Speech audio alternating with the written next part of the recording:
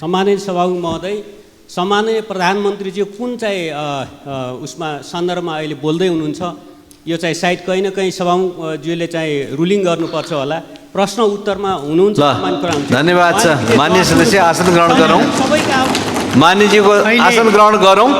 ध्यान आकर्षण भएको छ, मैले त्यतै लान कोसिस गरिरहेको छु। माननीय सदस्य आसन ग्रहण गरौँ। प्रश्नोत्तर नै गरिराखेको छु म।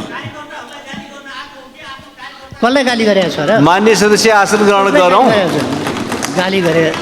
गाली नगरौँ भन्दैछु म, उल्टै गाली। माननीय सदस्य आसन ग्रहण गरौँ।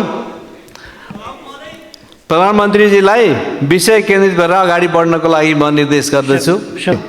अकुत सम्पत्ति कमाएको कहाँबाट आयो भन्ने कुरालाई छानबिन गर्नुभयो भने धेरै नेताहरू जेल जान्छन्। धेरै जसो योजनाहरू अलपत्र र अधुरा नै रहेका छन्। यी योजनाहरूलाई अगाडि बढाउनेतर्फ सम्माननीय प्रधानमन्त्रीज्यूले कसरी सोच्नु भएको छ जान्न चाहन्छु।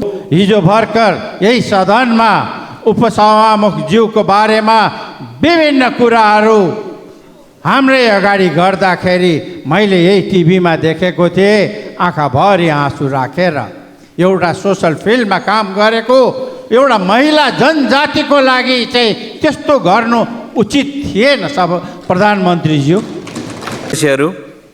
अब प्रतिनिधि सभा नियमावली 2079 को परिच्छेद 9 बमोजिम प्रधानमन्त्रीसँग प्रत्यक्ष प्रश्नोत्तरको लागि सोही नियमावलीको नियम 58 बमोजिम सम्माननीय प्रधानमन्त्रीसँग प्रश्न गर्न 10 जना माननीय सदस्यहरूबाट प्रश्न प्राप्त भएको बेहोरा जानकारी गराउँछु।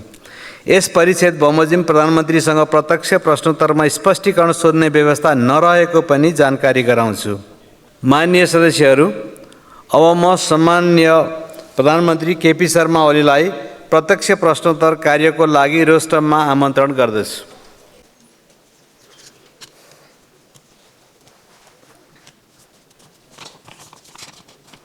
माननीय सदस्यहरू, अब प्रधानमन्त्रीसँग प्रत्यक्ष प्रश्नोत्तर कार्यक्रम प्रारम्भ हुन्छ। सर्वप्रथम प्रश्नकर्ता माननीय सदस्य धनराज गुरुङलाई सम्माननीय प्रधानमन्त्रीसँग प्रश्न सोध्न अनुमति दिन्छु। सम्माननीय सभामुख महोदय, सर्वप्रथम त नेपाली प्रजातान्त्रिक आन्दोलनका प्रणेता बीपी कोइरालाको हिजो परेको स्मृति दिवस, साथै नेपाली कम्युनिस्ट आन्दोलनका प्रणेता पुष्पलाल श्रेष्ठको आज परेको स्मृति दिवसका सन्दर्भमा दुवै नेताप्रति उच्च सम्मान व्यक्त गर्दछु। सँगसँगै हिजो मात्रै भारी मतले 2/3 बहुमतले चाहिँ विश्वासको मत प्राप्त गर्नुभएका प्रधानमन्त्री एवं मन्त्रिपरिषदका सदस्य साथीहरूलाई हार्दिक बधाई एवं शुभकामना व्यक्त गर्न चाहन्छु। सम्माननीय सभामुख महोदय मार्फत सम्माननीय प्रधानमन्त्रीज्यूमा मेरो प्रश्न छ। नम्बर 1, आर्थिक वर्ष 2081-82 को बजेट वक्तव्यको क्रम सङ्ख्या 83, 84 र 85 मा उल्लेख भए बमोजिम गण्डकी त्रिभुज आयोजना आर्थिक दृष्टिकोणले महत्त्वपूर्ण छ। गण्डकी त्रिभुजमा पर्ने बुटोल पोखरा कोष्टमा सिद्धार्थ राजमार्ग सडक खण्डलाई डेडिकेटेड 2 लेनमा स्तरोन्नति गर्ने कार्य कहिलेदेखि सुरु गर्ने र कहिलेसम्म सम्पन्न गर्ने लक्ष्य सरकारले लिएको छ। साथै हिउँदमा विद्युत आयात र वर्षातमा निर्यात गर्ने व्यवस्थाको अन्त गर्दै हिउँद वर्ष निरन्तर विद्युत निर्यात गर्ने अवस्थामा पुर्याउनका लागि जलाशययुक्त जलविद्युत आयोजना निर्माण गर्नुपर्दछ। यसका लागि आँधी खोला उच्च बाँध विद्युत आयोजना पनि प्राथमिकताका साथ गर्नुपर्ने एउटा आयोजना भएकोले यस आयोजनाको वर्तमान अवस्था के हो र कहिलेदेखि सुरु गर्ने सरकारले तयारी गरेको छ। नम्बर 2, मुलुकको वर्तमान आर्थिक अवस्थालाई सुधार गर्नका लागि आर्थिक सुशासन अपरिहार्य विषय हो र आर्थिक सुशासन कायम गर्न गैर सरकारी कारोबारको अन्त्य गर्नुपर्दछ। गैर कानुनी कारोबार अन्त्य गर्नका लागि सरकारको के तयारी छ? धन्यवाद। अब सम्माननीय प्रधानमन्त्री केपी शर्मा ओलीलाई उक्त प्रश्नको जवाफ दिन अनुमति दिन्छु। सम्माननीय सभामुख महोदय, आज नेपालको लोकतान्त्रिक प्रगतिवादी परिवर्तनकारी आन्दोलनको एउटा महान हस्ती, महान योगदान गरेका व्यक्तित्व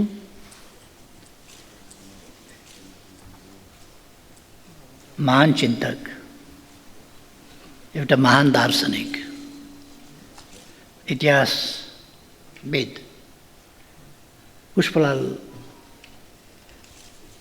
ज्यूको 46औं स्मृति दिवस हो र यस सन्दर्भमा म पुष्पलालज्यूप्रति हार्दिक सम्मान र श्रद्धासुमन अर्पण गर्न चाहन्छु।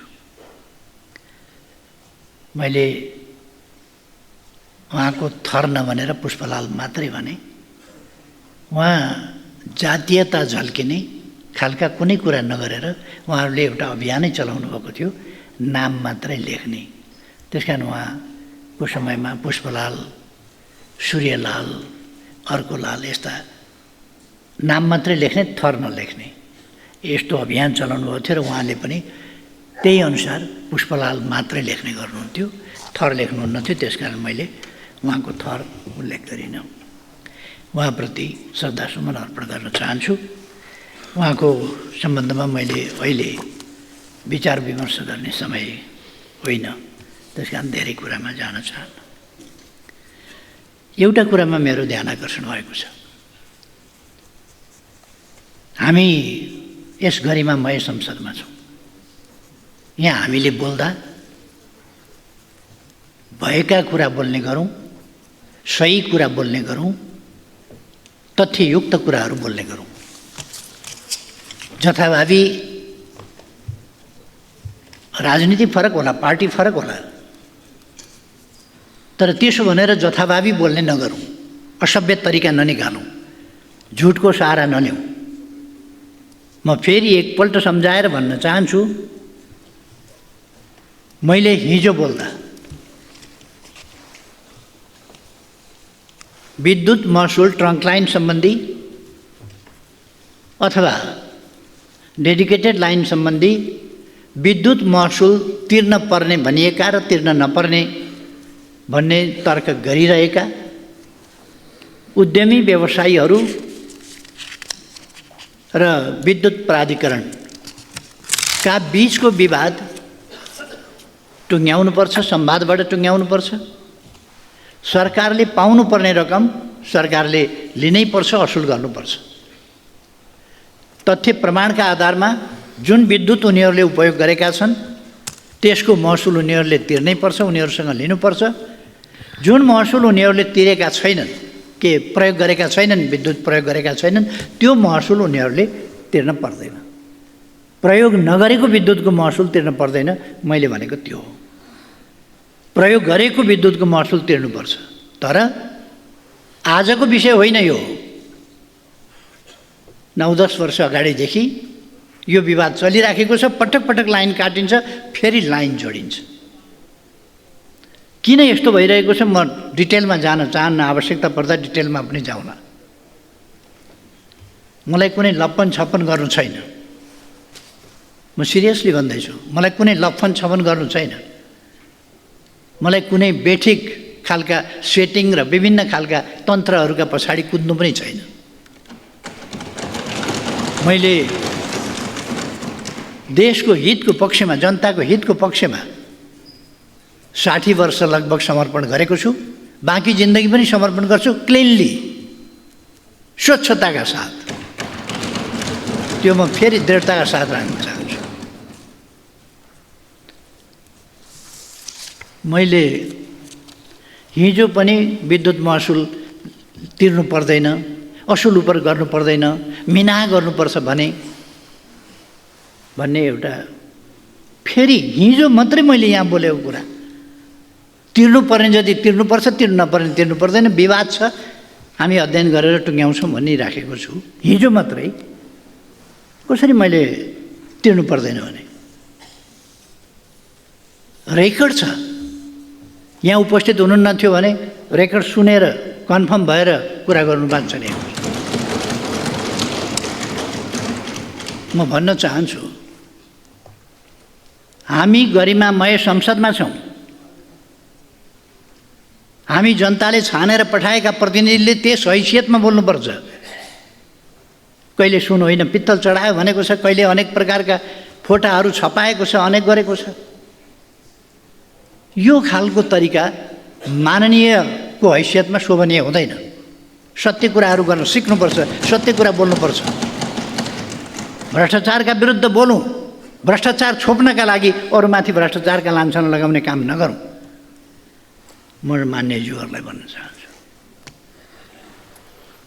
हामी कुनै खेलवाड गर्न, यहाँ कुनै गालमुखाल गर्न यहाँ आएका होइनौँ।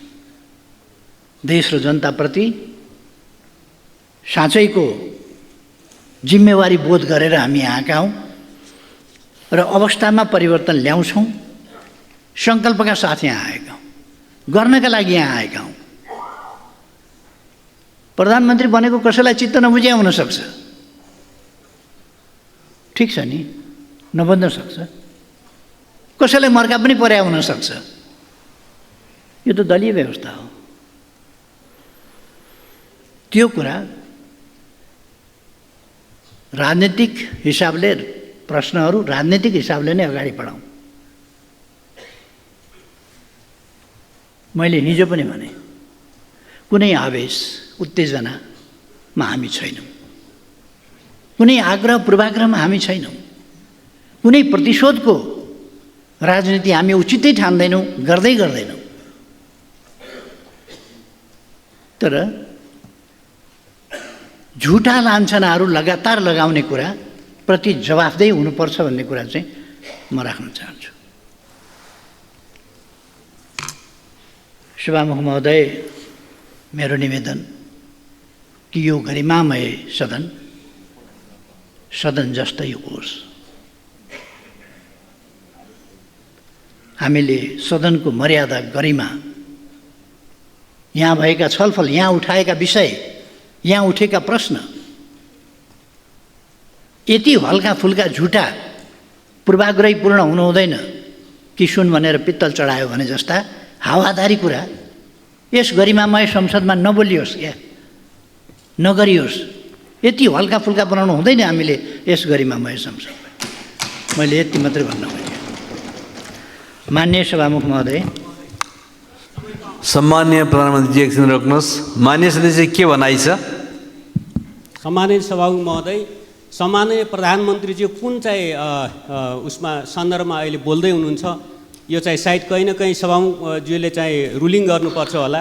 प्रश्न उत्तरमा हुनुहुन्छ। धन्यवाद छ। मान्य सदस्य आसन ग्रहण गरौँ। मान्यजीको आसन ग्रहण गरौँ। ध्यान आकर्षण भएको छ, मैले त्यतै लान कोसिस गरिरहेको छु। मान्य सदस्य आसन ग्रहण गरौँ। प्रश्नोत्तर नै गरिराखेको छु। म कसलाई गाली गरेको छ र? मान्य सदस्य आसन ग्रहण गरौँ।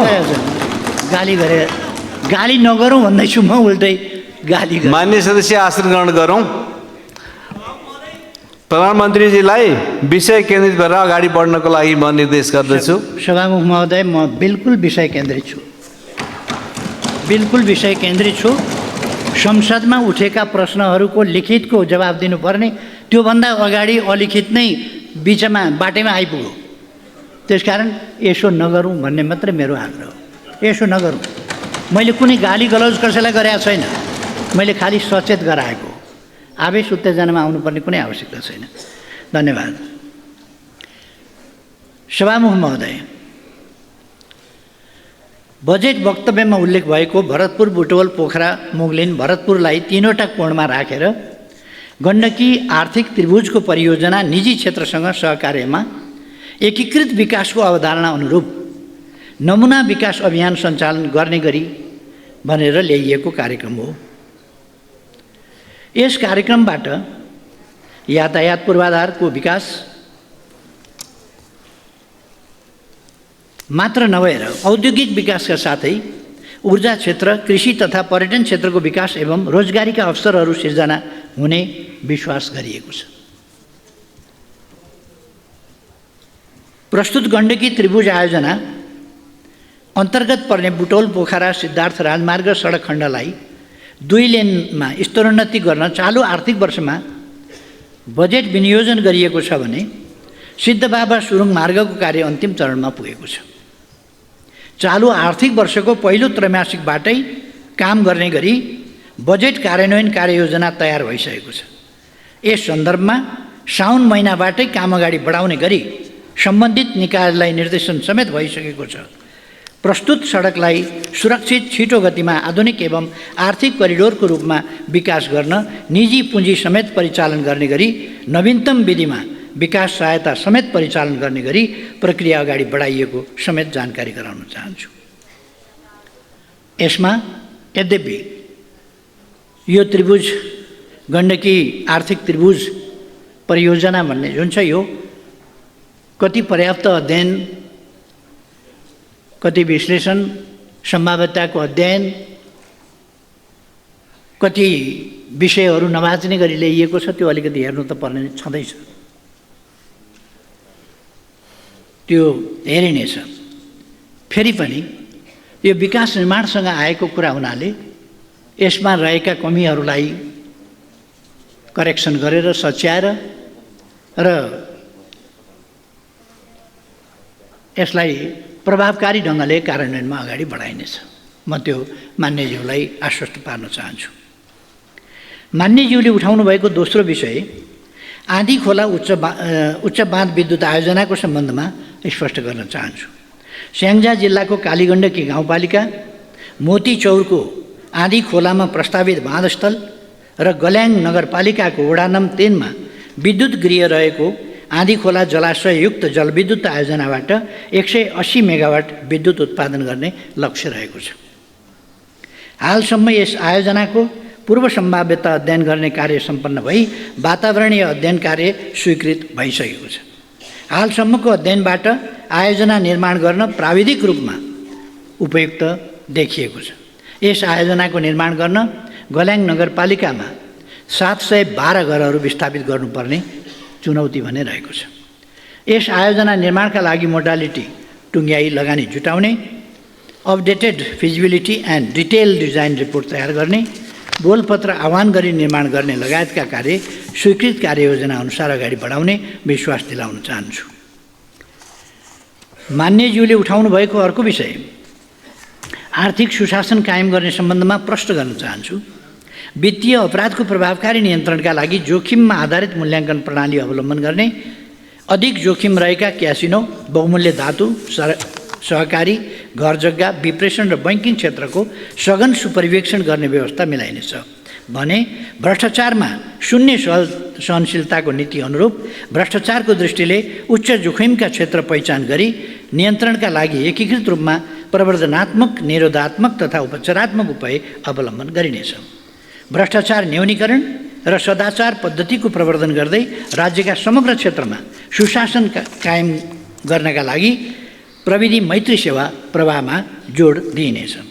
सरकारका सबै अङ्गहरूमा आन्तरिक नियन्त्रण प्रणाली सुदृढ बनाउने तथा सार्वजनिक खरिद कानुनको समसामयिक संशोधन र परिपालनालाई सशक्त र प्रभावकारी बनाइनेछ।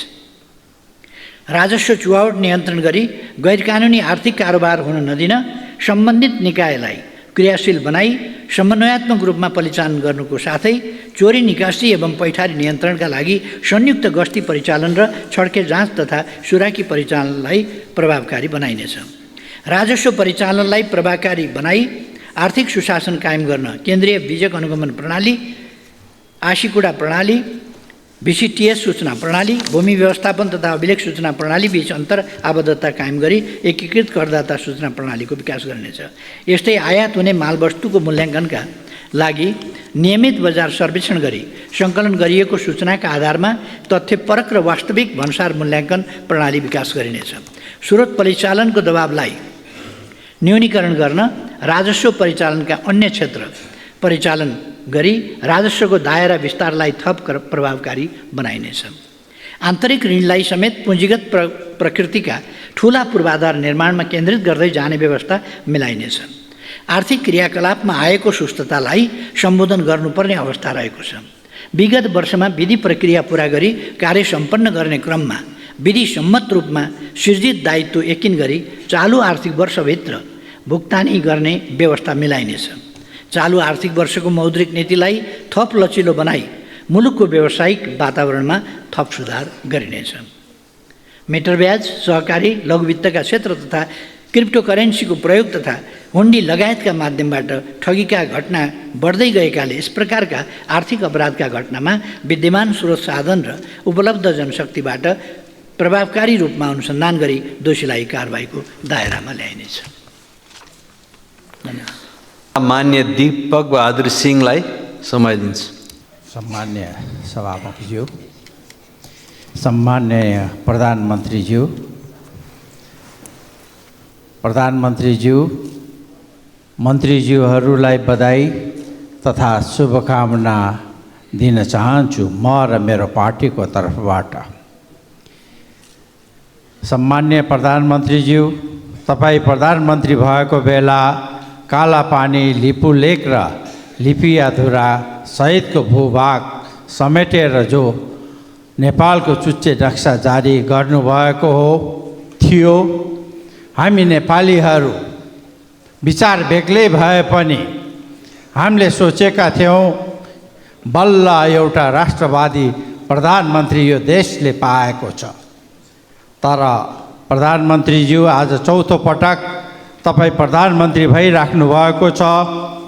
अहिलेसम्म ती भूभागहरू नक्सामा मात्र सीमित भएको छ। नेपाली जनतालाई तपाईँको यो कार्यकालमा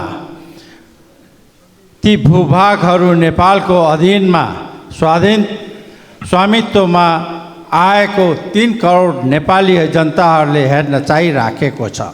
त्यो चाँडोभन्दा चाँडो नेपालको अधीनमा ल्याउनको लागि तपाईँको नीति, योजना, कूटनीतिक कला र के छ प्रधानमन्त्रीज्यू, त्यो तिथि, मिति र समय बताइदिनको लागि अनुरोध गर्छु।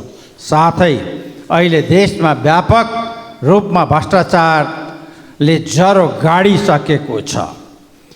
हरेक तह र हरेक क्षेत्रमा भ्रष्टाचारको सीमा नागिसकेको छ। त्यसलाई नियन्त्रण गर्न सक्ने आँट, साहस, हिम्मत र कला पशुपतिनाथले हाम्रो प्रधानमन्त्रीलाई दियोस् भन्ने म प्रार्थना गर्न चाहन्छु। यही सन्दर्भमा सयौँ काण्डहरू देशमा भइराखेको छ। त्यो मध्येमा जम्मा 4वटा काण्ड म यहाँहरूको अगाडि, प्रधानमन्त्रीज्यूको अगाडि पस्किन गइराखेको छु, जो जनताको मन मस्तिष्कमा गाँजिरहेको छ। हरेक नेपालीका आँखाले हेर्न चाहिराखेको छ। अब हाम्रो प्रधानमन्त्रीले यो काण्डमा कस्तो निर्णय गर्नुहुनेछ भन्ने। 1.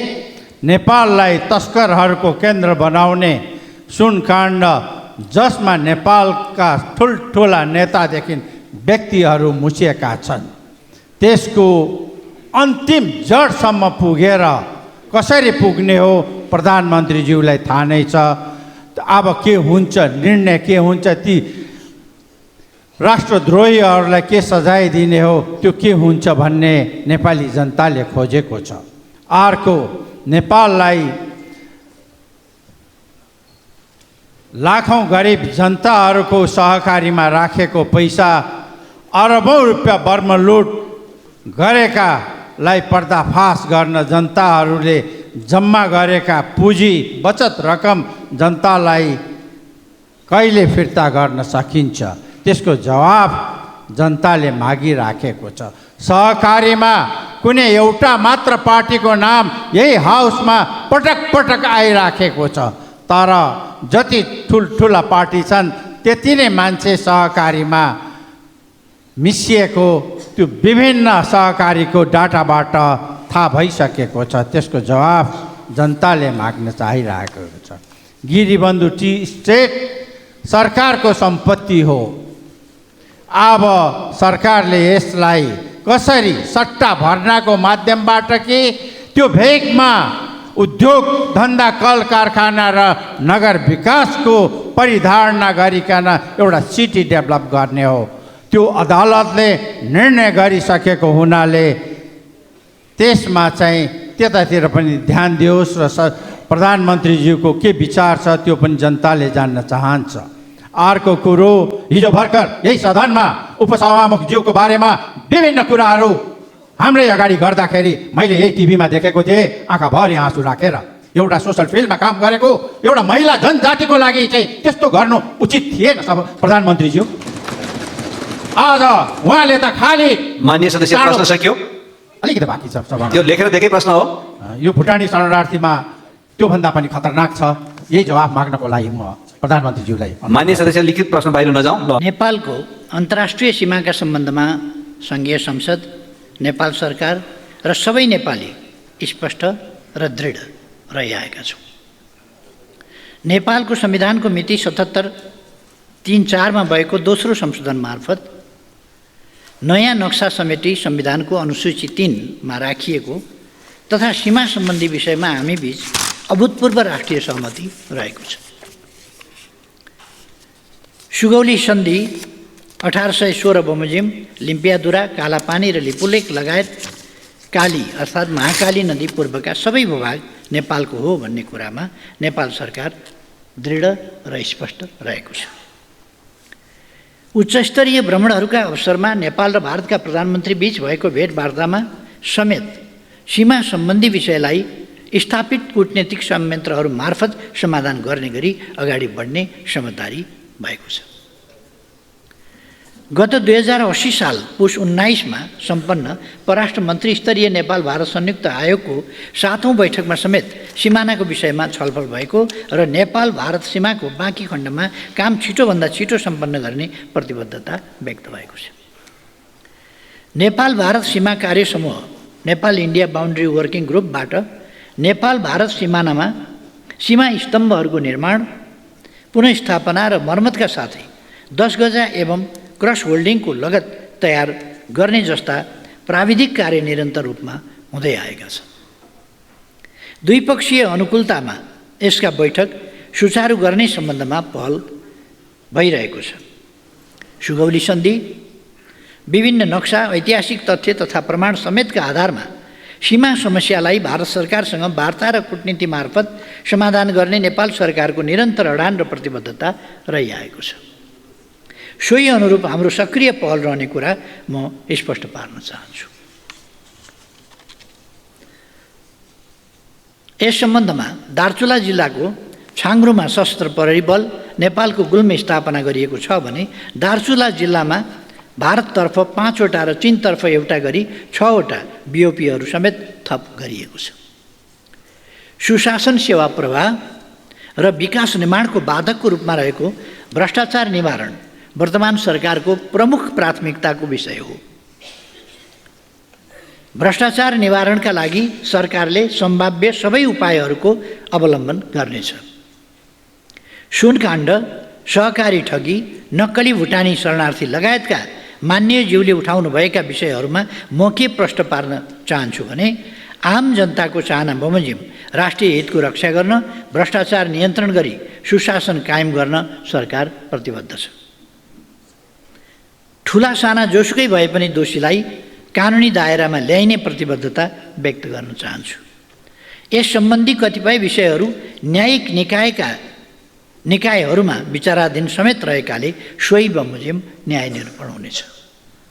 र म थप के भन्न चाहन्छु भने कुनै पनि प्रकारको भ्रष्टाचार सम्बन्धमा मुलायजा गरिने छैन, कुनै पनि दल विशेष भनेर हेरिने छैन, छुट्याइने छैन, कोही पनि भ्रष्टाचार गर्ने व्यक्तिका अनुहार हेरिने छैन। अनुहार नहेरिकन व्यवहार हेरेर कारबाही गरिनेछ। यसमा म गरिमामय संसदका सबै मान्य सदस्यज्यूहरूलाई ढुक्क रहन आग्रह गर्न चाहन्छु।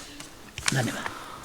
अब प्रश्नकर्ता माननीय सदस्य डाक्टर धवल शमशेर जङ्गबहादुर राणा। सम्मान्य सभामुखज्यू, सम्मान्य प्रधानमन्त्रीज्यू, तपाईँलाई र तपाईँको मन्त्री परिषदको सफलताको शुभकामना गर्दै मैले त भ्रष्टाचारकै विषयमै सवालहरू राखेको थिएँ, तपाईँबाट त्यसको जवाबहरू आइसकेको छ। तैपनि म केही लेखेकै कुरामा थप्न चाहन्छु। यो आजको दिनमा नेपालमा राजनीति र राजनीति गर्ने नेताहरूलाई कस्तो दृष्टिकोणले जनताले हेर्छ, यो दृष्टिकोणलाई सुधार गर्नको लागि हामीले 2046 सालबाट नेताहरूको सम्पत्ति छानबिन गरेर दोषीलाई कारबाही गर्न पर्ने आवश्यकता छ। प्रधानमन्त्रीज्यू, र प्रतिष्ठित ठाउँमा पद ओगटेका नेताहरूले अकुत सम्पत्ति कमाएको कहाँबाट आयो भन्ने कुरालाई छानबिन गर्नुभयो भने धेरै नेताहरू जेल जान्छन्। यो विषयमा प्रधानमन्त्रीज्यू गम्भीर हुनुहुन्छ भनेर मैले विश्वास लिएको छु। संविधानलाई नि के सकारात्मक रूपमा परिवर्तन गर्ने भनेर भन्नुभएको छ, त्यो पनि तपाईँले गर्नुहुन्छ भन्ने विश्वास लिएको छु। र भ्रष्टाचारकै विषयमा कुरा गर्दाखेरि हिजो मात्रै यो गरिमय सदनभित्र एकजना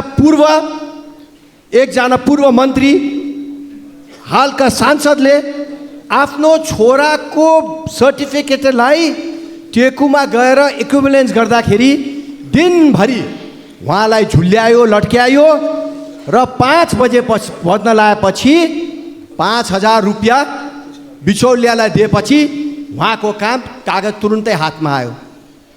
उहाँले यस्तो भन्दा यो सदन तरङ्गित भएको मैले देखिनँ।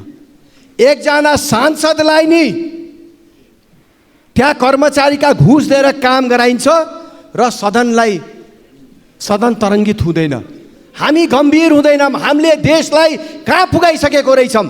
सदनभित्र सांसदसित पैसा मागेर पैसा लिँदाखेरि पनि हामीले त्यो विषयमा गम्भीरता देखाउन छाडिसकेको छौँ। मान्य सदस्य, आफ्नो लिखित प्रश्न पढ्न सक्नुहुन्छ, त्योभन्दा धेरै व्याख्यामा नजाउँ। धन्यवाद। के हो लिखित प्रश्न, त्यसलाई सट्ट राखिदिनुहोस्। अन्तिममा हिजो राति पूर्व मन्त्री रामचन्द्र रायजीको फारममा उहाँको बर्बर रूपले हत्या भएको छ। प्रधानमन्त्रीज्यू, यो विषयमा दोषीलाई कारबाही हुन्छ भन्ने विश्वास लिएको छु। धन्यवाद। जनजीविकाका सवालमा केन्द्रित भएर कार्य सम्पादन गरी सुशासन कायम गर्दा मात्रै सरकारको कार्य सम्पादनप्रति आम जनताको विश्वास अभिवृद्धि हुनेछ। तसर्थ विभिन्न समयमा चर्चामा आएका भ्रष्टाचार र अकुत सम्पत्ति आर्जनका आरोपहरूको निष्पक्ष र स्वतन्त्र छानबिनमा सरकार प्रतिबद्ध छ।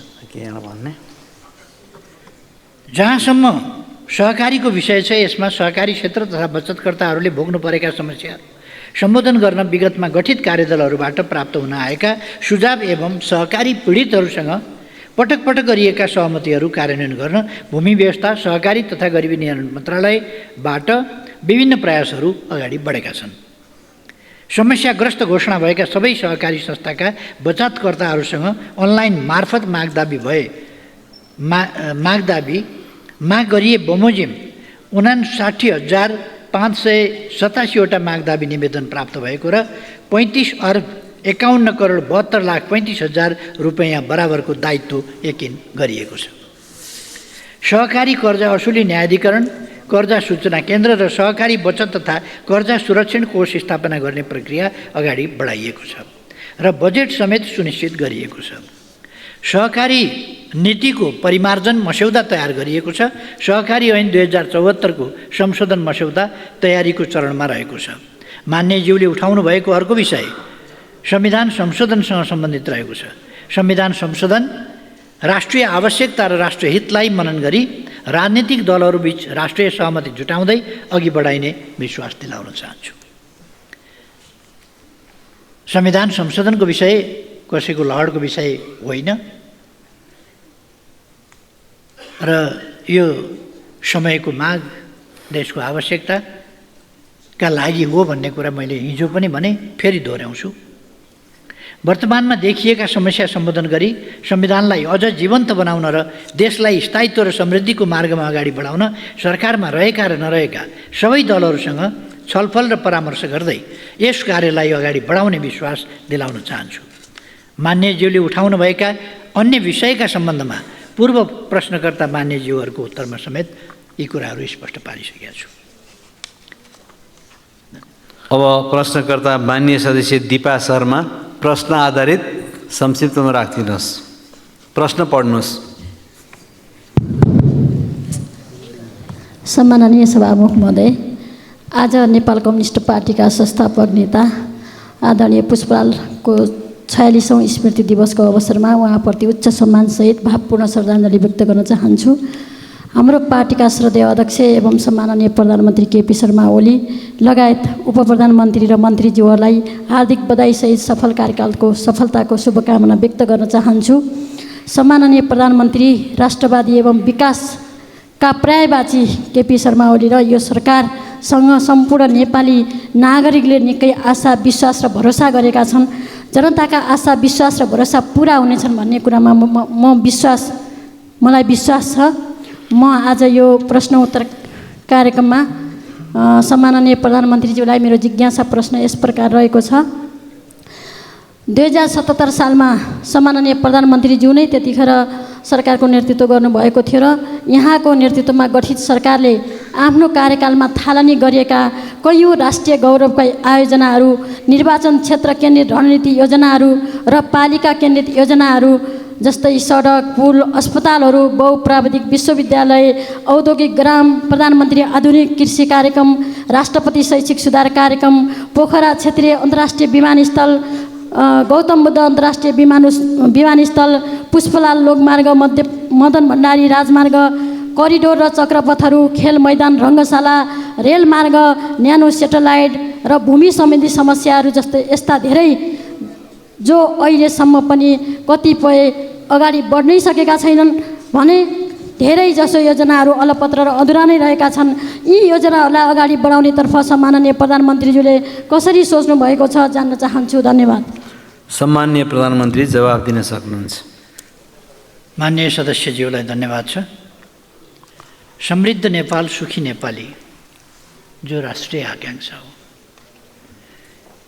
त्यो पुरा गर्न जसलाई हामीले गन्तव्य बनाएका छौँ त्यसलाई प्राप्त गर्न नै मैले 77 सालमा मेरो नेतृत्वमा गठित सरकारले कैयौँ राष्ट्रिय गौरवका आयोजनाहरू, यो 77मा मात्रै होइन कि अगाडिदेखि नै यो 74बाटै हामीले सुरु गरेका थियौँ र 75, 76, 77, 78 सम्म हामीले विभिन्न आयोजनाहरू अगाडि बढाएका छौँ र कैयौँ राष्ट्रिय गौरवका आयोजनाहरू, निर्वाचन क्षेत्र केन्द्रित रणनीतिक योजनाहरू र पालिका केन्द्रित योजनाहरू सुरुवात गरेका थियौँ।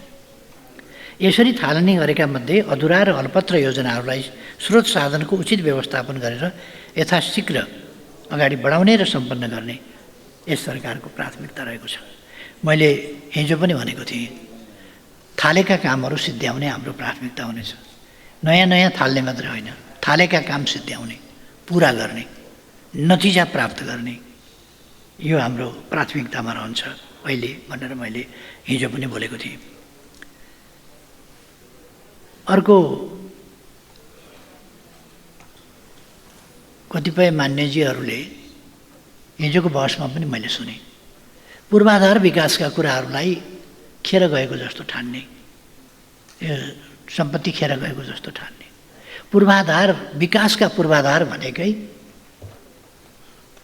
भनेको विकासका पूर्वाधार हो नि त। पूर्वाधार नै नभइकन, पूर्वाधार भनेको जग जस्तो हो, पूर्वाधार नै नभइकन विकास कसरी हुन्छ त? विकासको पूर्वाधार। त्यसकारण पूर्वाधार भनेको विकासभन्दा अगाडि आउने चिज हो। त्यसले विकास अगाडि बढाउँछ, विकास अगाडि बढाउन मद्दत गर्छ। त्यसकारण त्यसलाई पूर्वाधार भनिन्छ। त्यो कुरा अलिकति नबुझ्न खोजेको जस्तो, अस्पताल भवन किन बनायो, विद्यालय भवन किन बनायो, कतिपय राष्ट्रिय गौरवका कुराहरू हुन्छन्, किन बनाइए, त्यसले कति लिटर दुध दियो, कति बोरा धान फल्यो, कति घोगा मकै फले जस्तो हिसाब हुँदैन त्यसको। हाम्रा कतिपय गौरवका कुरा हुन्छन्, हाम्रा कतिपय इतिहासका कुरा हुन्छन्, कतिपय ऐतिहासिक धरोहरहरू हुन्छन्, हाम्रो संस्कृति हुन्छ।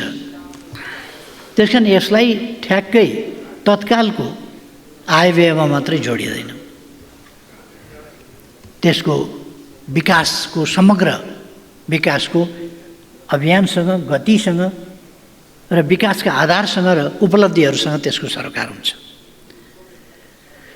सीमित स्रोत र साधनको सदुपयोग गर्दै राष्ट्रिय गौरव रूपान्तरणकारी प्राथमिकता प्राप्त र राष्ट्रिय महत्त्वका अन्य आयोजनाहरूका बजेट अभाव नहुने व्यवस्था पनि मिलाइनेछ। हाल कार्यान्वयनमा गएका आयोजना अन्तर्गतका ठेक्काहरूको कार्य सम्पन्न गर्न आवश्यक बजेट व्यवस्था गरिनेछ।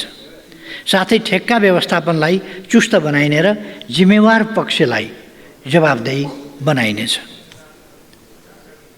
आज 10 जना मान्यहरूले लिखित प्रश्न पठाउनु भएको भए पनि एकजना प्रश्नकर्ता अनुपस्थित रहनुभयो।